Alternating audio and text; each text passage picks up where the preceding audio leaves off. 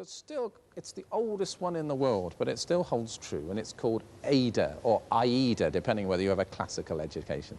And it stands for attention, interest, desire, and action. And that kind of works. It means that if you haven't got the customer's attention, you'll never sell to them. So that's why you should always greet a customer, morning, put on some kind of great display. Interest. Boy, have I got something for you today. It's that, what? What's he got? Just look at this. Isn't this gorgeous? The desire, the juices, yum, yum, yum. Why don't we take it to the till?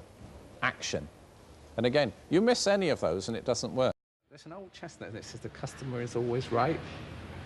Yeah, it's really great. You hate that idea, don't you? You really hate that idea. I say all the A class. When I do secret shopping, I will contradict salespeople and see what their reaction is, because that's one of the biggest mistakes you can ever make. You never argue with a customer. Yeah, you're thinking to yourself, Pratt, he's never got a Sony in an A class. It's got to be Blowpipe. But you know, I would rather prove that I've got a Sony than buy something from you. Yeah, I'm defensive immediately. Yeah, that's right. Yeah. There's two ways to make money out of sheep. You either beat the sheep to death, skin them, sell the skin, sell the meat, sell the bone, sell the bits. You make money. But how often can you skin a sheep? Only once.